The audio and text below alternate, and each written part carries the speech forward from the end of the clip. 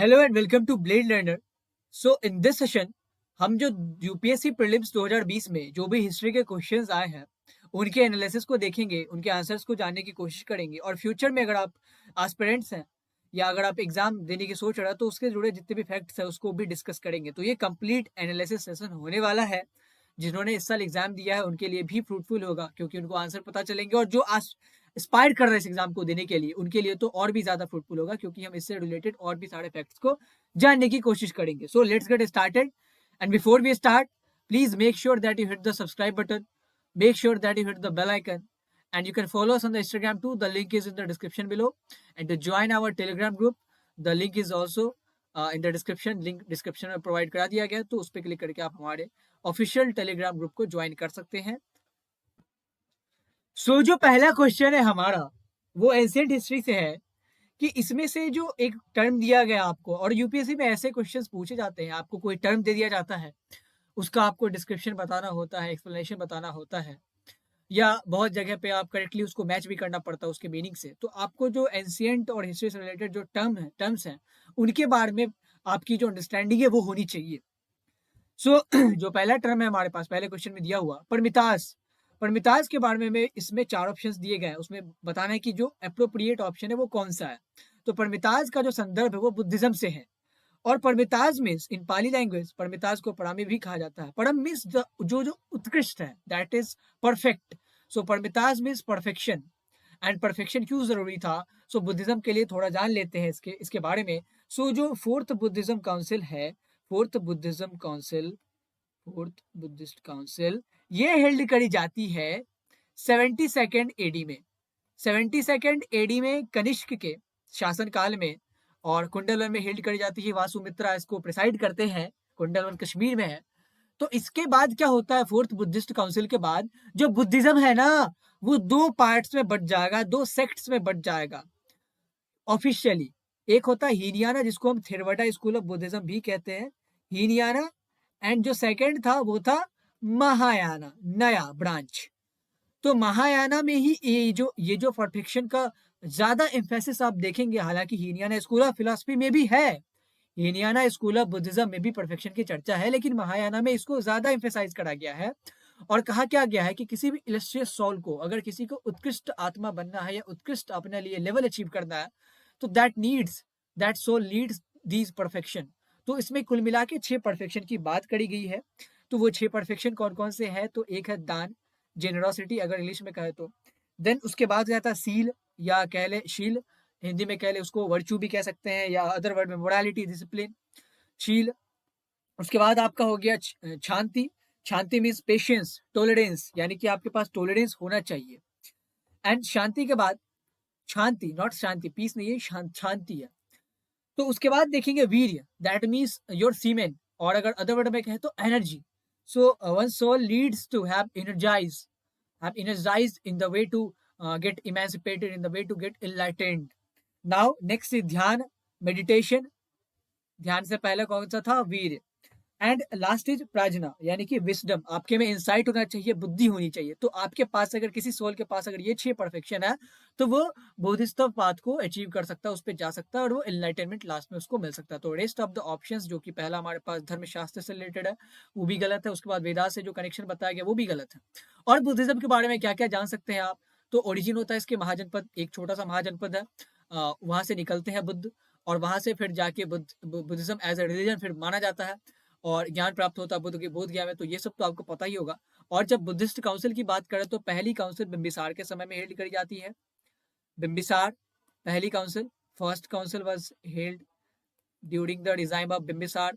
Second Kalashoka, Ashok से पहले Kalashoka, this is not Ashok, ये और कालाशोक अलग अलग है, अशोक, कालाशोक। एंड उसके बाद हेल्ड कर जाएगी थर्ड जो हमारे पास अशोका के टाइम में पाटलिपुत्रा, जो की राजधानी थी मौर्यों की। एंड जो फोर्थ है हमारे पास वो हेल्ड करी जाएगी कनिष्क के समय में। So this is the thing you should know about Buddhism. तो ये हमारा परमिता से रिलेटेड है। तो आप अगर किसी भी स्क्रिप्चर को पढ़ रहा है, किसी भी धर्म के बारे में पढ़ रहे हो, तो आपको ये सब जानना जरूरी है। जैसे अशोक के बारे में पढ़ेंगे तो व्हाट वाज धम्म धम्म क्या कहता था, या परमिताज क्या कहते हैं, या जो छोटे-छोटे एंशिएंट और मिडाइवल टर्म्स है हिस्ट्री में, तो उसके बारे में आपकी जो अंडरस्टैंडिंग है वो होनी ज़रूरी है। डिस्पाइट आप कहानी जान रहे हैं, लेकिन फिर भी आपको जो उसमें चीज़ें इन्वॉल्व्ड है उसके बारे में भी जानना ज़रूरी है, ताकि आप ऐसे कॉन्सेप्ट वाले क्वेश्चंस को सॉल्व कर सको। ये आपको किसी क्रैश कोर्स में नहीं पढ़ाया जाएगा, इसके लिए आपको खुद बुक पढ़ना ही पड़ेगा। नेक्स्ट क्वेश्चन जो हमारे पास है, राखम भाई केस। राखम भाई केस और कहीं के इसको रूखम भाई केस भी कहा गया है, तो आप कंफ्यूज मत होइएगा, एक ही है। एक ही मतलब पर्सोना का, दोनों नाम एक ही पर्सोना से बिलोंग करते हैं। तो ये 1884 का राखम भाई केस है, वो किस किस परिदृश्य में, किस परिदृश्य को इंडिकेट करता है, किस एस्पेक्ट को इंडिकेट करता है? तो पहला जो ऑप्शन हमारे पास दिया गया, women's right to education, age of consent, next is reinstitution of conjugal rights.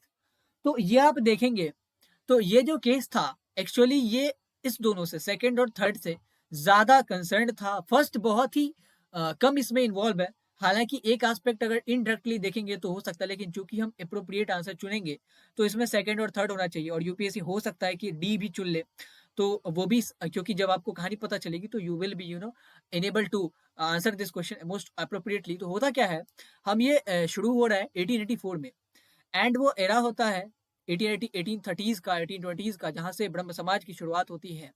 And उसके बाद जो हमारे पास बंगाल में डनेशा होता है, ईश्वर चंद्र विद्यासागर आते हैं, देवेंद्र नाथ टैगोर आते हैं, और हमारे पास ये राजा राम मोहन राय तो पहले से थे, तो बहुत सारे पर्सनालिटीज आती हैं, और हमारे पास पुनर्जागरण की शुरुआत होती है। महिलाओं को एज ए पहली बार आप देखेंगे कि इक्वल पार्टनर के रूप में बताए जाने की बात शुरू हो रही थी। जैसे ईश्वर चंद्र विद्यासागर वकालत करते हैं कि education for all, education should not be confined to a particular community. Education कोई कास्ट या क्रीड देख के किसी को नहीं मिलनी चाहिए, कि कोई ब्राह्मण है या क्षत्रिय है तो उसको एजुकेशन मिले, या कोई पुरुष है तो उसको महिलाओं की अपेक्षा एजुकेशन मिले, महिलाओं को घर में बैठना पड़े। तो ये चीज ये शुरू हो गई थी उस समय से। और उसके बाद देखेंगे कि विडो रिमैरिज एक्ट भी आ जाता है डलहौजी के शासनकाल में। तो ये सारी चीजें हमने देखी। तो इसके साथ राखम भाई केस का क्या कनेक्शन है? तो राखम भाई केस होता है, या रुखम भाई केस होता है 1884 में। तो इसमें क्या था, रुखम भाई जिनकी शादी 11 साल की उम्र में कर दी गई थी, 11 ईयर्स, और उस समय कोई जो ऑफिशियल एज था इंटरकोर्स करने का और मैरिज करने का, वो 10 साल हुआ करता था, बहुत ही लो था उस हिसाब से। और इस हिसाब से क्या होता था कि वुमेन जो होती थी बहुत जल्दी ही पुरुषों पर डिपेंडेंट हो जाती थी। और अगर ये देखें आप, अब अगर आप सिंपल सी एक सिचुएशन देखें, उस समय क्या होता था कि सती प्रथा भी हमारे यहाँ बहुत परवेसिव थी, बहुत ज्यादा अब चलन में थी। तो क्या होता था, जैसे आप सपोज करें, फर्ज करें कि कोई 11 साल की लड़की जिसकी शादी हो गई है, और मान ले कि अनफॉर्चुनेटली 13 साल में उसके हस्बैंड की डेथ हो जाती है अनफॉर्चुनेटली। तो क्या होगा कि उस समय चूंकि सती प्रथा अपने चरम पे है, बहुत ज्यादा परवेसिव है, through out the India practice करी जा रही है, तो क्या होगा, उसको फिर से अपने आप को एनिलेट करना पड़ेगा उसके चिता के साथ, उस सेरेमनी में। तो ये बहुत ही ज्यादा दर्दनाक होता था।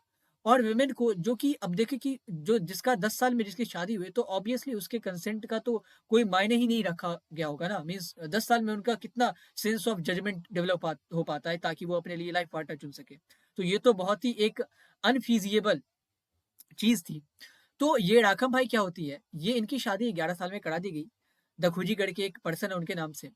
और वो जो थे, वो अब जब इनकी उम्र बढ़ती है, जब वो इनके हस्बैंड की उम्र थी 18 साल जब शादी कराएगी, और बाद में जब उनकी उम्र 20 साल हो जाती है, तो ये चाहते हैं कि ये जो हमारी जो ब्राइड है वो हमारे साथ आके रहे। लेकिन राखम भाई चूंकि बहुत छोटी थी, एंड एक और डायमेंशन यहाँ पे कि राखम भाई की जो फादर थे इनके, उनकी डेथ हो चुकी थी, और इनकी मम्मी ने, इनकी मदर ने दूसरा विवाह किया था। और जो दूसरा विवाह किया था, जो इनके स्टेप फादर थे, बहुत ही ज्यादा इंडिपेंडेंट सोच के थे, बहुत ही ज्यादा लिबरल थे, वुमेन एजुकेशन की बात करते थे, सोसाइटल नॉर्म्स को, जो ऑर्थोडॉक्स नॉर्म्स है उसको ब्रेक करने की बात करते थे। तो राखम भाई अपने स्टेप फादर से बहुत ज्यादा इन्फ्लुएंस थी, और पढ़ाई में ध्यान लगाती थी, इंडिपेंडेंट बनना चाहती थी, और उस समय एक ये सोच रखना ही बहुत बड़ा गुनाह था। तो ये चीज़ों को लेके वो डिनाई कर देती है कि अभी तो मैं स्कूल में पढ़ ही रही हूँ, तो अभी मैं कैसे आपके पास आ सकती हूँ? अगर आप बुलाना भी चाह रहे, अपने हस्बैंड के ऑर्डर को डिफाई कर देती है। देन उसके जो हस्बैंड थे वो कोर्ट में अपील कर देते हैं उसके खिलाफ। देन वहां से कॉन्सेप्ट आता है एज ऑफ कंसेंट का। कोर्ट भी बाद में इस कंसेंसस पे पहुंचती है कि हमारे पास, चूंकि हम लीगली तो इसको डिसाइड नहीं कर सकते, बट एक चीज है, और यहाँ पे एक और डायमेंशन है कि जब कोर्ट ने कहा कि ये तो इसका तो लीगली इसका सोल्यूशन नहीं है, क्योंकि ऐसा कोई प्रेसिडेंट हमारे पास मिसाल अवेलेबल नहीं है। लेकिन ये भी बात सही है, इन्होंने जो पॉइंट आउट करी है कि चूंकि मेरी शादी जब 11 साल में करा दी गई है, तो उस समय तो मेरा माइंड उस हिसाब से डेवलप ही नहीं हो पाया था ताकि मैं एक अपने लिए एक लाइफ पार्टनर चुन सकूँ। तो this is most unfair means to get married. और दूसरी चीज़ जो ये कंजुगल राइट्स है, मतलब ये मेरी अभी उम्र ही नहीं है कि मैं दाम्पत्य जीवन बिता सकूँ, तो यहाँ से देखेंगे कि 2 चीज़ों का यहाँ पे। और वुमेन राइट टू एजुकेशन यहाँ बहुत कम इन्वॉल्व्ड है। हालाँकि उसके बाद जब इससे छुटकारा पाती है, जब ये केस-वेस खत्म होता है, तो उसके बाद जब ये बहुत ज़्यादा हाइलाइट होती है, बाल गंगाधर तिलक हो गया, बेराम जी मलवारी हो गया, तो ये सब सोशल रिफॉर्मर आते हैं और इनके एजुकेशन की बात करते हैं, तो बाद में ये जो राघव भाई हैं, तो ये फिर लंदन स्कूल ऑफ मेडिसिन में जाएँगे पढ़ाई करने और वहाँ फिर डॉक्टर बन के आएँगी। और ये पहली डॉक्टर थी इंडिया में, पहली वुमेन डॉक्टर थी जिन्होंने प्रैक्टिस करा था। पहली वुमेन डॉक्टर अगर आपसे पूछा जाए, तो ये राखाबाई नहीं थी। पहली वुमेन डॉक्टर राखाबाई नहीं थी, पहली वुमेन डॉक्टर आनंदी गोपाल जोशी थी। लेकिन अनफॉर्चुनेटली उनकी डेथ हो जाती है। पहली women doctor of India Anandi Anandi Gopal Joshi. लेकिन अनफॉर्चुनेटली उनकी डेथ हो जाती है ट्यूबरक्लोसिस से, तो वो सर्व नहीं कर पाती है। बहुत ही अनटाइमली उनकी डेथ हो जाती है। तो हालाँकि डिग्री तो उनके पास थी, but she could not serve. लेकिन ये इनके पास डिग्री भी है राखम भाई के पास, और वो वापस आके वो ताउम्र फिर एज अ विडो अपनी उम्र गुजार देती हैं, क्योंकि उनको तो फिर सोसाइटल एक तरह से ऑस्ट्रिकेशन मिल गया था, ऑस्ट्रेसाइज कर दिया गया था सोसाइटी से, क्योंकि उन्होंने अपने पति को डिफाई किया था, उनके साथ दाम्पत्य जीवन बिताने से मना किया था। तो यहाँ से आप देखें कि एज ऑफ कंसेंट को लेके कंसेंसस आता है, और उसके बाद 1891 में जो एज ऑफ कंसेंट एक्ट है वो भी लाया जाता है। तो ये जो 10 ईयर्स हुआ करता था पहले इंटरकोर्स का, वो बढ़ा के कर दिया गया 12 ईयर्स। तो ये जो केस है वो इन दोनों चीजों से कंसर्न है। तो आंसर जो हमारे पास बी होगा। लेकिन अगर इसमें एक डायमेंशन देखें तो एजुकेशन का भी है, हालांकि इस केस में इन्वॉल्व नहीं है, राखम भाई के पर्सनल लाइफ से जरूर इन्वॉल्व है। तो हम इस केस की चूंकि बात करेंगे तो वुमेन्स राइट टू एजुकेशन को हम नहीं कंसिडर करेंगे। लेकिन राखम भाई एक बहुत ही प्रोमिनेंट वुमेन एजुकेशनलिस्ट थी, पहली वुमेन डॉक्टर थी जिन्होंने की ऑफिशियल प्रैक्टिस की थी, और बहुत ज्यादा सर्व भी करती है। 1955 में इनकी डेथ होती है 91 ईयर्स में। उसके बाद जब ये रिटायर्ड हो जाती है अपने मेडिकल प्रोफेशन से, तो उसके बाद देखेंगे कि आप ये वुमेन पर्दा सिस्टम या सिक्लूजन पे भी बहुत ज़्यादा लिखती है, और लोगों को कहती है कि जो पर्दा सिस्टम है इसको एबॉलिश किया जाना चाहिए, महिलाओं को फ्री होकर रोम करने की इजाज़त मिलनी चाहिए। So that was all about Rakhmabai case. तो इसमें कौन कौन से पर्सनालिटी इन्वॉल्व है, इनके स्टेप फादर, इनके हस्बैंड बाल गंगाधर तिलक इन्वॉल्व है, मालाबारी इन्वॉल्व है, और बहुत सारे जो लॉयर्स थे वो इन्वॉल्व थे, और जो लंदन स्कूल ऑफ मेडिसिन है वहाँ ये पढ़ने जाते हैं। तो ये सब आपको याद रखना पड़ेगा। और राखम भाई क्यों इंपॉर्टेंट है, क्योंकि ये पहली हमारी वुमेन डॉक्टर है जिन्होंने किया प्रैक्टिस करा था, पहली first women doctor of India who practised. ठीक है, तो ऐसा आपको याद रखना। उसके बाद जो तीसरा क्वेश्चन है हमारा, indigo cultivation in India declined by the beginning of 20th century because of. 20वीं सदी के शुरुआत से आप देखेंगे तो इंडिगो नील की खेती, जिसके लिए बहुत बड़े आंदोलन भी होते हैं, बहुत बड़े रिवोल्ट भी होते हैं। 1859-60 में हमने पढ़ा है कि नील की खेती को लेकर रिवोल्ट होता है, क्योंकि एक तो कमर्शलाइजेशन खेती को बर्बाद कर देता था, जमीन को तो बैरन बना देता था ना। ऊपर से कमर्शलाइजेशन से होता क्या था, आप खुद प्रैक्टिकली सोचे तो कमर्शलाइजेशन से होता क्या। देखो, पहले एक ये लैंड का टुकड़ा है, और यहाँ पे पहले फूड ग्रेन्स उगा रहे थे लोग। अब यहाँ फूड ग्रेन्स की जगह इंडिगो उगा रहे हैं, क्योंकि चूंकि अब सारी की सारी जो फार्मिंग सेक्टर है और लैंड रेवेन्यू है, वो तो लैंड तो मोनोपोलाइज्ड हो गया, हमारे तो कब्जे में आ जाता है ना। 1765 का जब दीवानी राइट्स मिल गया कंपनी को, ईस्ट इंडिया कंपनी को, उसके बाद तो एक के बाद उसने टेरिटोरियल एक्सपेंशन किया। मैसूर को कब्जाते हैं, मराठास को कब्जाते हैं, सिंध पे कब्जा करते हैं, सिखों पे कब्जा करते हैं, पंजाब पे कब्जा करते हैं, देन लास्ट में अवध पे कब्जा करते हैं। तो ऐसे बहुत भारी मात्रा जो लैंड उनके हाथ में आता है। और उधर इंग्लैंड में जब इंडस्ट्रियल इवोल्यूशन हो गया, तो वो ये काम भी नहीं कर सकते थे कि यहाँ से सामान लेके जाके यहाँ से फिनिश्ड गुड लेके जाके यूरोप में बेचे। तो उनके पास ये मजबूरी हो गई थी कि हम वहाँ पे जो इंडस्ट्रियल इवोल्यूशन हो रहा है, यानी कि जो पर्टिकुलर टेक्सटाइल में जो वहाँ पे काम हो रहा है, तो उसको सपोर्ट करें। सपोर्ट कैसे करें, तो वहाँ की जो टेक्सटाइल इंडस्ट्री है यूरोप की, स्पेसिफिकली ब्रिटेन की, उसको जरूरत है इंडिगो की, अपने कपड़ों को डाई करने की, रंगने की। तो हम यहाँ इंडिगो उगाते हैं, जो वहाँ रॉ मटेरियल नहीं उग सकते वो हम यहाँ उगाते हैं। तो इंडिगो से क्या होता था, कमर्शलाइजेशन से क्या हुआ, एक तो लैंड बैरन होती थी, ऊपर से कमर्शलाइजेशन से क्या होता था कि चूंकि हमारे पास अब फूड ग्रेन्स को लेके बहुत ज्यादा प्रोडक्टिविटी नहीं हो रही है, तो इससे क्या होता था कि हल्का सा भी, चूंकि एग्रीकल्चर बहुत ज्यादा वल्नरेबल है नेचुरल फैक्टर्स को लेके, तो क्या होता था कि अगर फूड ग्रेन्स के प्रोडक्शन में हल्की सी भी गिरावट आती थी तो फेमिन, भारी मात्रा में अकाल आ जाता था। ये एक इंडिगो की खेती को लेके एक डार्क ट्रूथ था। उसके बाद आप देखिए कि इंडिगो की खेती क्यों रुक जाती है, क्यों डिक्लाइन कर जाती है। तो एक टाइम पे बहुत ज्यादा थी, यानी कि 1895 के आसपास देखेंगे तो इंडिगो की खेती आप देखेंगे तो 9000 टन के करीब थी, और यही खेती 1910 में आके 800-900 टन के करीब हो जाती है। तो ये क्यों होता है, इसके पीछे एक सिंपल आदमी है, एक जर्मन केमिस्ट होते हैं, उन्होंने एक सिंथेटिक डाई बना लिया था, इन्वेंशन। तो इसका जो आंसर होगा वो ये होगा, it's unprofitability in the world markets because of new invention. एक जर्मन केमिस्ट होते हैं, वो एक सिंथेटिक डाई बना लेते हैं, और वो एक बहुत ही फीजिएबल प्रोडक्शन का मेथड था। आपको इतनी खेती नहीं करनी पड़ती थी, उतना मैनुअल लेबर नहीं लगता था और बहुत ही ज़्यादा प्रोडक्शन हो सकता था। तो सब इसी सिंथेटिक डाई के पीछे भागते हैं और कोई अब जो लैंड ग्रोन डाई था उसके पीछे नहीं जाते हैं। तो इससे क्या होता है कि इसकी इसकी डिमांड कम हो जाती है। प्रॉफिट ऑब्वियसली इस पे ज़्यादा एफर्ट लगेगा, इस पे कम लगेगा क्योंकि मशीनरी के द्वारा बनाया जाएगा। तो ये अनप्रॉफिटेबल हो गया और इसकी भारी डिमांड घट गई मार्केट में, क्योंकि इसकी तो बायोलॉजिकल लिमिट है ना एग्रीकल्चर की, इससे ज़्यादा तो नहीं कर सकते, एक लिमिट है। और इसमें तो भाई अपने कैपेसिटी पे डिपेंड करता है, जितनी आप प्रोडक्शन कैपेसिटी बढ़ाते जाओगे उतनी ज़्यादा सिंथेटिक डाई बनती जाएंगी। तो वर्ल्ड मार्केट में क्या होता है, पूरे के पूरे यूरोपियन मार्केट्स में आप देखेंगे जितने भी डाई ट्रेडर्स थे, या तो वो डिफंक्ट हो जाते हैं, या तो वो बाहर हो जाते हैं इस एडिस से, या वो सिंथेटिक डाई की तरफ अपने आप को शिफ्ट करते हैं। तो ये जो कल्टिवेशन था इंडिगो का, वो नाइनटीन सेंचुरी के, सॉरी 1900 के बाद से देखेंगे, यानी कि ट्वेंटी सेंचुरी के आगमन के बाद से देखेंगे तो वो कम होना शुरू हो जाता है। So that's it in this question. अगले क्वेश्चन की तरफ जाते हैं। तो जो अगला क्वेश्चन है हमारा, फोर्ट विलियम कॉलेज किसने स्थापना करी थी? वेलीजली।